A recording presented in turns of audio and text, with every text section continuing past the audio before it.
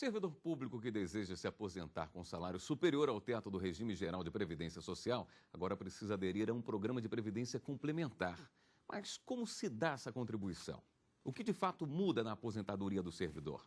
No fórum de hoje, nós vamos falar sobre a Fundação de Previdência Complementar do Servidor Público Federal, a FUNPRESP.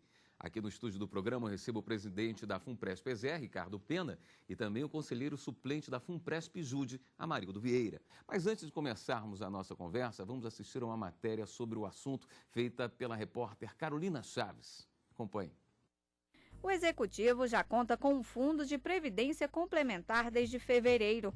Ele é administrado por uma fundação, a FUNPRESP. No Judiciário, a previsão é que o programa comece a valer a partir de outubro. O fundo, que beneficia servidores públicos federais, não tem adesão obrigatória. Pela regra, o funcionário contribui com até 8,5% da diferença entre o teto do regime geral de previdência social e a aposentadoria integral. A União também entra com a contrapartida de 8,5%. Na FUNPRESP-JUDE, servidores do Ministério Público também podem ter acesso ao benefício. Por ter um número menor de servidores, o Legislativo optou por não criar uma fundação, mas os funcionários podem aderir ao programa do Executivo. A ideia é diminuir o rombo na aposentadoria do funcionalismo público. A expectativa é equilibrar as contas até 2047. Para quem contribui, a fundação é uma oportunidade de ter uma velhice mais segura. A outra vantagem é que, por exemplo, se um servidor do Judiciário passar no concurso público do Executivo, vai poder levar o valor investido com ele. Bom, gostaria de começar perguntando ao doutor Ricardo, o que é a FUNPRESP? Você pode explicar em rápidas palavras o que seria a FUNPRESP? FUNPRESP é um fundo de pensão, uma fundação privada de natureza pública, que vai administrar os planos de previdência complementar do servidor público federal. No caso do FUNPRESP-EZE, do Poder Executivo Federal, e também já administra o plano do Poder Legislativo. Essa fundação, o objetivo dela é arrecadar as contribuições, para depois de um certo tempo, no nosso caso aqui 30, 35 anos, ter o recurso necessário para pagar os benefícios de aposentadoria. Então, a FUNPRESP exatamente veio, juntamente com a mudança do paradigma de aposentadoria do servidor público, preencher cumprir esse papel, que é exatamente fornecer um plano complementar de aposentadoria para o servidor público federal. Existe uma diferença entre elas, a do Executivo, Legislativo e do Judiciário? Então, aí, na verdade, a diferença é da vinculação, né? Então, assim, em tese, no caso do Executivo, estariam os servidores públicos federais do Poder Executivo. Mas não há nenhum impedimento para que alguma delas possa administrar o plano do outro. As regras são as mesmas. As regras são as mesmas, a lei é a mesma. Então, na verdade, aí é uma opção, sobretudo, sobre a governança, né? Então, por exemplo, o Legislativo, talvez ilustre isso, ele optou, nesse momento, por não criar uma entidade. A lei autoriza a criação de uma entidade para os servidores do Poder Legislativo, mas eles optaram, exatamente porque eles não têm uma escala suficiente, né, para formar um plano de previdência. Então, a ideia é eles terem um plano aqui, em um determinado momento, e no futuro, se houver necessidade, eles vão reavaliar a possibilidade, talvez, de migrar o plano para uma fundação própria. Então, essa diferença entre o FUNPRESP-EZE, o LEG e o Judiciário é um pouco das opções do próprio poder. Queria que o doutor Amarildo falasse um pouquinho mais sobre o que provocou o aparecimento da FUNPRESP. E eu acho assim, merece até aqui um parêntese para dizer que a lei, quando ela começou a tramitar no Congresso Nacional, a ideia era se ter uma única fundação. E foi até por uma demanda do Poder Judiciário, capitaneada aqui pelo ministro César Peluso. O ministro Marco Aurélio participou das negociações, conduzindo um grupo de trabalho aqui, do qual eu também fiz parte, e a gente conseguiu negociar isso para que se criasse as três, mas dando essa opção de que elas pudessem se juntar, se fundir em duas ou três. No nosso caso específico, o Ministério Público optou por aderir à nossa fundação. Certo. Ele está conosco até pela similaridade entre as carreiras, né? Tanto de membros com juiz, com a magistratura, como servidores de ambos os órgãos. Eles são muito, as carreiras são muito parecidas, as estruturas remuneratórias são as mesmas e até pela afinidade da matéria que trata, eles optaram, houve essa opção deles participarem conosco aqui. Então, estamos o Poder Judiciário, o Ministério Público, com todos os seus ramos, e mais o Conselho Nacional do Ministério Público. Está conosco na FUNPRESP. O teto hoje é de pouco mais de R$4.000, não é? É 4.159. Quantos por cento dos servidores o senhor acredita que vai aderir ao FUNPRESP? Então, na verdade, a gente tem que entender que o plano de previdência, ele complementa. Então, se um servidor ele faz o concurso público, ele passa no concurso público e começa a carreira no serviço público, se ele está ganhando acima do teto, ele tem o incentivo para poder entrar no plano de previdência da FUNPRESP. Por quê? Porque ao entrar, o que ele vai contribuir, ele vai ter a contrapartida do patrocinador. Essa contrapartida do patrocinador seria o mesmo valor da contribuição do servidor? Até a lei estipulou até o limite de 8,5%, vai ter a paridade da contribuição do que o servidor está pagando para que o patrocinador possa pagar. Então, eu diria que, na sua pergunta, eu diria que 100% deveriam optar em ter essa previdência pelo FUNPRESP. Porque, na verdade, se ele ganha, por exemplo, vamos arredondar uma conta, 14 mil, e ele só tem preservado, só tem garantido o teto, que é 4 mil, aqueles 10 mil de diferença ele estaria descoberto no caso da sua aposentadoria. O senhor falou em 8%, tem valores diferentes, então, de contribuição? Tem. Isso é escalonado. O servidor, inclusive, pode contribuir com mais. A contribuição da União é que está limitada aos 8,5%. Certo. A nossa expectativa aqui é muito boa em relação ao Judiciário e Ministério Público, porque nós não temos hoje, em nenhum desses órgãos, servidores ganhando menos do que os 4.159. Então, eu já tenho alguma coisa concreta para dizer para ele do que ele vai perder no momento da aposentadoria. Porque é muito comum as carreiras que não estão estruturadas, que é vencimento único, por exemplo, como é ministro do Tribunal Superior. O servidor caminha na carreira, ele começa ganhando um salário menor, ele vai caminhando nos padrões, ele vai ascendendo profissionalmente e vai ganhando mais.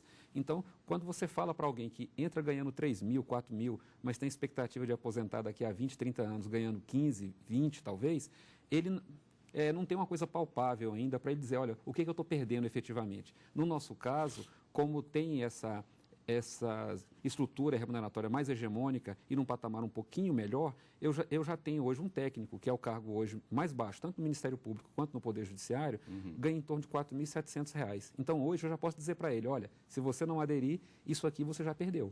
Você já perdeu lá na frente, né? E ele tem uma expectativa de carreira ainda pela frente, né? Então, você já tem coisas palpáveis para dizer o que ele vai perder efetivamente se ele não aderir ao fundo, né? Existem outras opções no mercado. A FUNPRESP traz que vantagens para o servidor? A FUNPRESP oferece vantagens de várias naturezas. A primeira é exatamente poder contar com a contrapartida do patrocinador. Não existe melhor previdência do que essa, né? Porque, por exemplo, no mercado, quando você vai a um banco, a uma seguradora, contratar um plano de previdência individual, lá é só a sua aposentadoria. Essa é a primeira vantagem. A segunda, a rentabilidade aqui desses planos da FUNPRESP são todas para o participante, para o servidor que faz a sua adesão. Lá naquele plano do mercado, uma parte daquela rentabilidade é o lucro do banco ou da seguradora. Até porque essa entidade aqui ela não tem finalidade lucrativa. A finalidade dela é administrar os planos. Terceira vantagem, o custo é menor.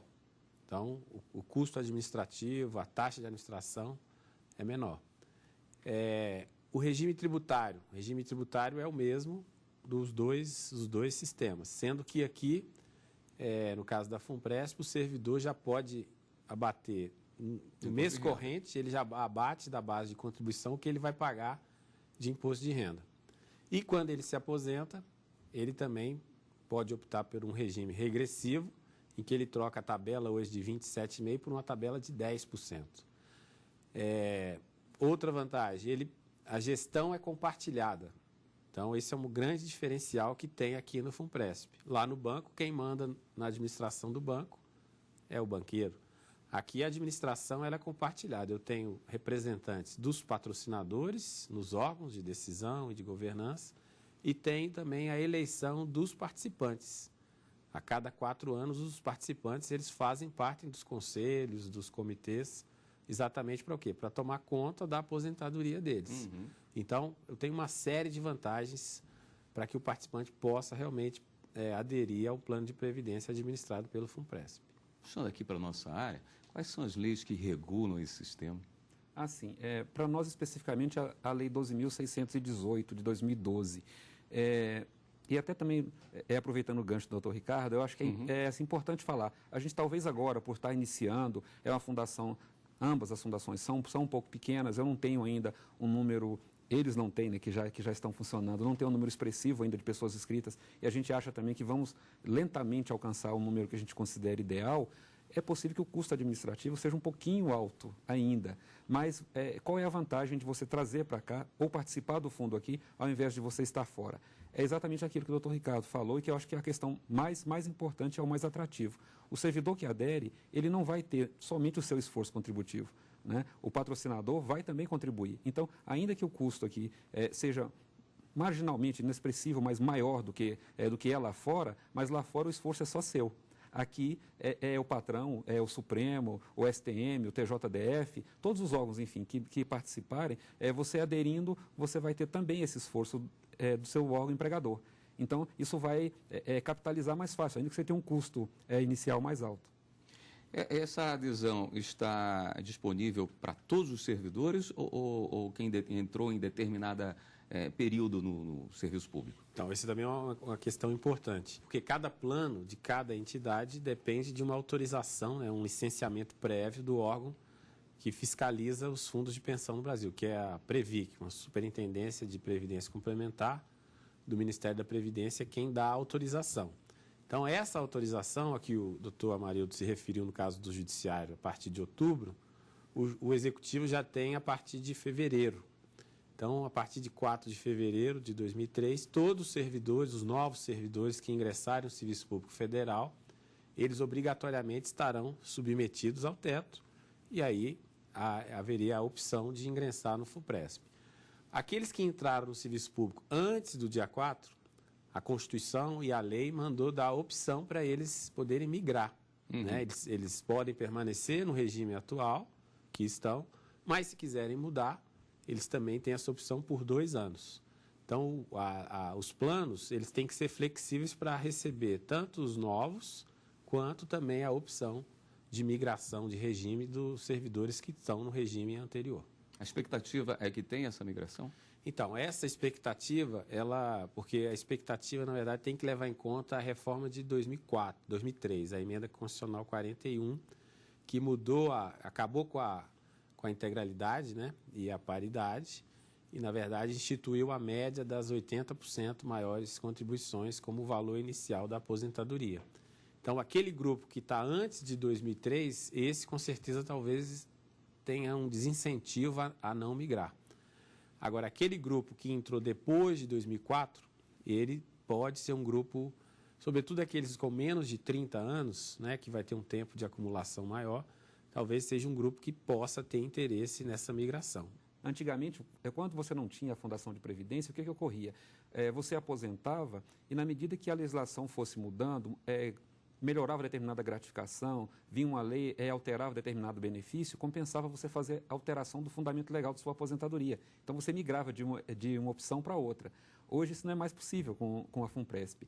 Toda opção que você fizer, ela é irretratável. Então, as pessoas têm que buscar informação, procurar se inteirar do assunto, porque a matéria agora vai interessar para todo mundo. Qualquer servidor hoje, público que está em atividade, ele tem que se inteirar disso. Porque, às vezes, você está numa regra de paridade, por exemplo, que a gente tinha aí até 2003 como a melhor das regras, mas a gente perdeu ao longo do tempo aí alguns benefícios que você leva na aposentadoria. Então, uma aposentadoria hoje integral, dependendo da situação do servidor, ele tem um prejuízo em torno de 40%. Porque hoje você recebe auxílio alimentação, é pecúnia. Você está investido num cargo comissionado, você não incorpora isso mais na sua aposentadoria. Então, de repente, você está num patamar remuneratório hoje e lá na frente, no momento da sua aposentadoria, isso vai cair drasticamente também. Então, assim, são muitas variáveis que as pessoas têm que analisar. Colocar na ponta do lápis, né? Exatamente. Então, vamos fazer uma pequena pausa na nossa conversa e logo depois nós voltamos com mais uma parte do programa Fórum.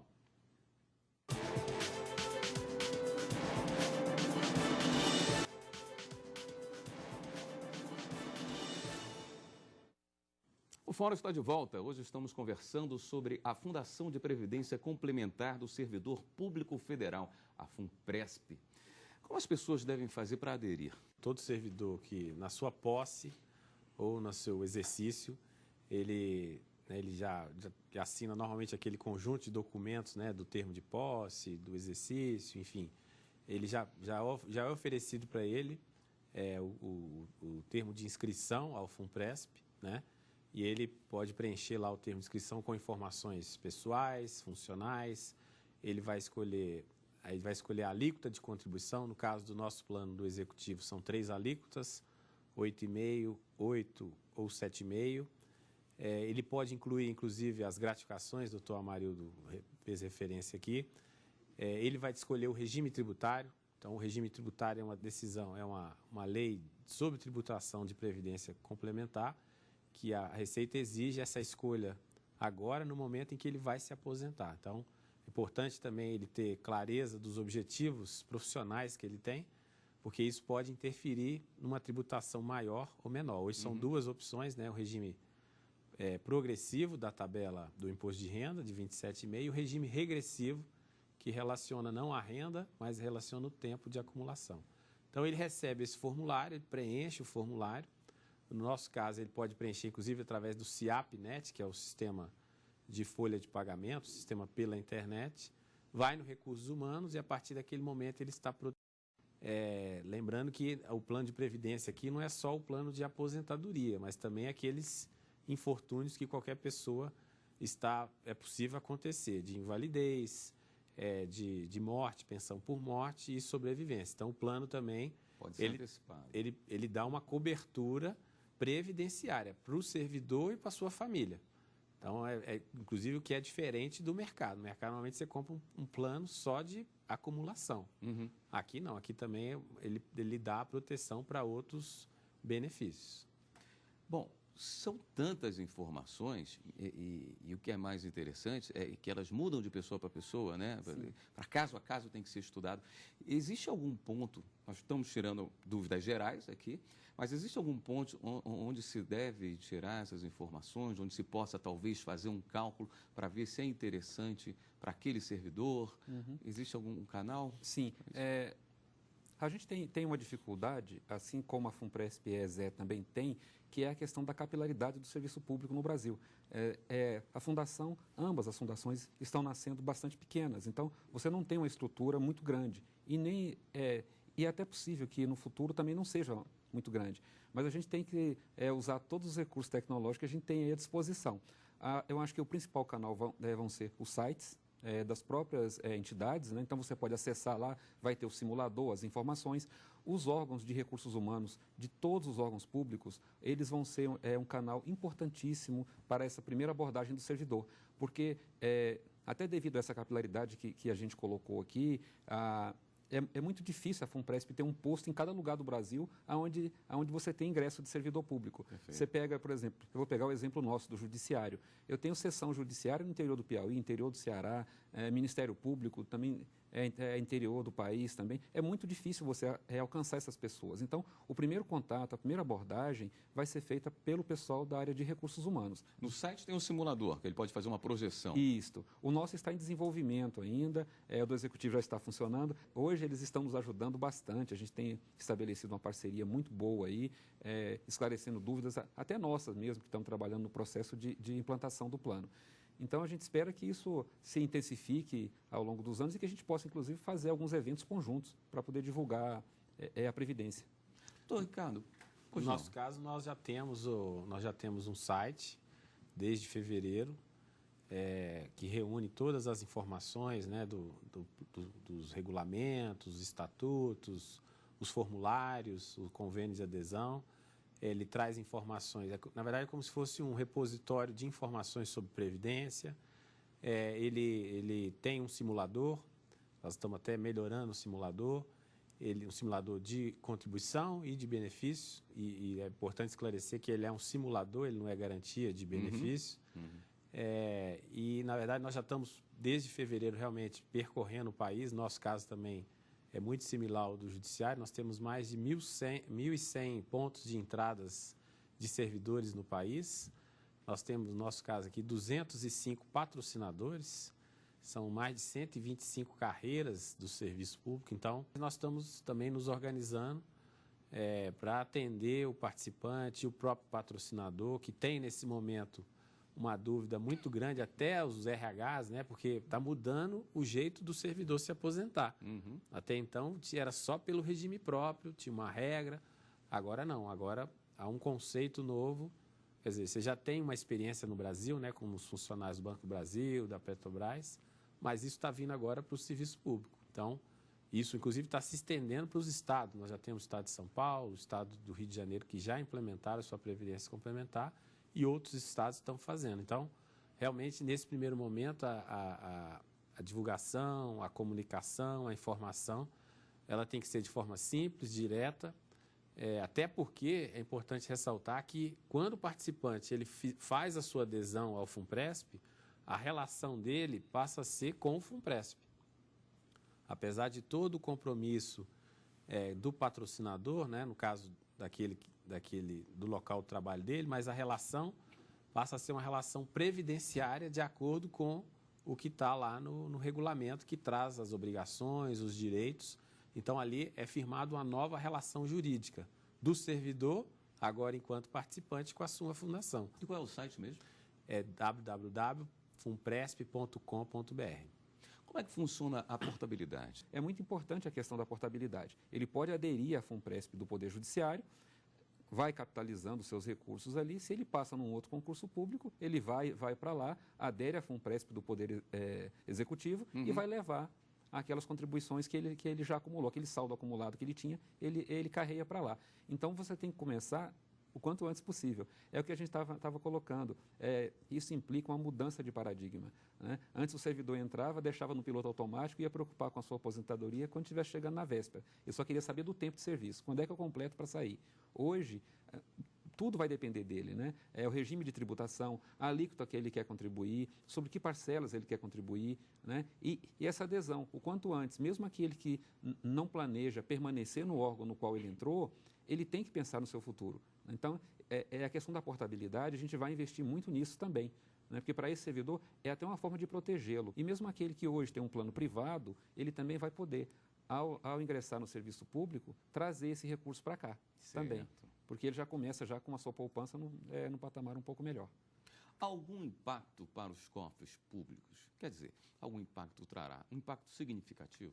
Na verdade, aqui a reforma, o objetivo da reforma, na verdade, é para os novos servidores.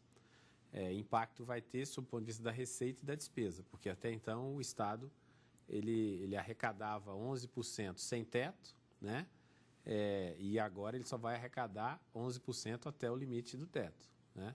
Então, o impacto esperado ele foi calculado aí, na verdade, em 0,11% do produto interno bruto, mas ele é uma curva, na verdade, muito suavizada, né? Ele vai crescendo no início, porque eu tenho 3 gerações, né? Eu tenho gerações dos servidores já aposentados, aqueles que estão na ativa e os novos. Então, essas 3 gerações de servidores, eles vão, ao longo do tempo, né? Uns vão saindo, outros vão continuando, outros vão se aposentando. Então, é um cálculo que leva em conta o que a gente chama de custo de transição. Ou seja, no início o Estado até vai pagar mais, porque, na verdade, agora, antes o Estado garantia a aposentadoria, mas agora, além de deixar de arrecadar, ele tem que começar a pagar aquela diferença acima do 7,5%, que é exatamente a contrapartida que a gente se referiu aqui. Então, esse custo de transição, ele chega no pico depois de 20 anos, a 0,11% do produto interno bruto, depois ele tende a cair até a zerar.